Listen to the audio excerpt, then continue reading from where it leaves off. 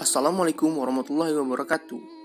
Berbagai bentuk kerusakan yang terjadi di muka bumi tidak lain adalah ulah dari tangan-tangan manusia itu sendiri.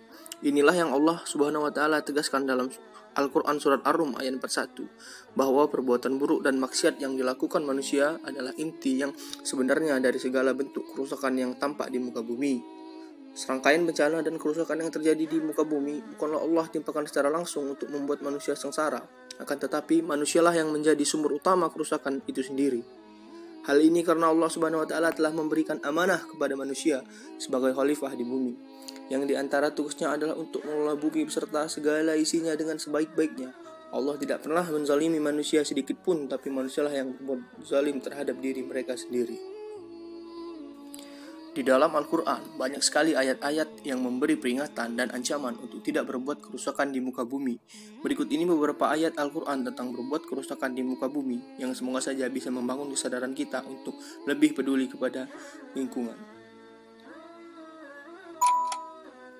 Quran Surat Al-Baqarah ayat 30, yang artinya sebagai berikut. Dan ingatlah ketika Tuhanmu berfirman kepada para malaikat, Aku hendak menjadikan khalifah di muka bumi. Mereka berkata, apakah engkau hendak menjadikan orang yang merusak dan menumpahkan darah di sana?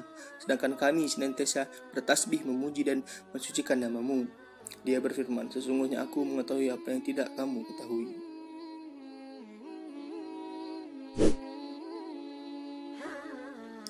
Dan ingatlah ketika Musa memohon air untuk kaumnya, lalu kami berfirman, pukullah batu itu dengan tongkatmu, maka memancarlah darinya 12 mata air. Setiap suku telah mengetahui tempat minumnya masing-masing. Makan dan minumlah dari rezeki yang diberikan Allah, dan janganlah kamu melakukan kejahatan di bumi dengan berbuat kerusakan. Quran Surat Al-Baqarah ayat 60. Selain ayat Al-Quran tersebut, Rasulullah SAW bersabda, tidaklah seseorang muslim menanam tanaman, kemudian tanaman itu dimakan oleh burung, manusia ataupun hewan, kecuali baginya dengan tanaman itu adalah sedekah. Hadis riwayat Al-Bukhari dan Muslim dari Anas. Dari riwayat Abu Dawud, Rasulullah SAW bersabda, barang siapa yang menebang pepohonan, maka Allah akan mencelupkannya ke dalam neraka. Abu Daud menafsirkan bahwa Rasul melarang penebangan pohon tanpa memikirkan dampaknya terhadap lingkungan.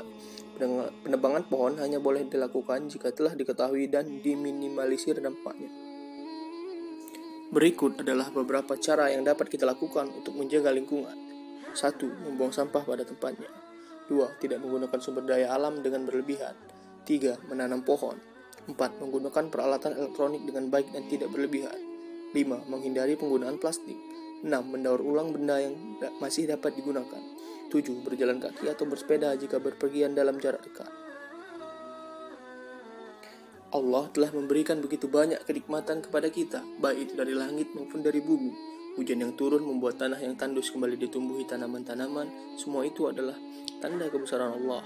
Apakah pantas kita merusak apa yang telah diberikan Allah kepada kita? Sesungguhnya perbuatan merusak lingkungan adalah perbuatan tercela dan sangat dilarang dalam Islam. Sekian, saya akhiri. Wassalamualaikum warahmatullahi wabarakatuh.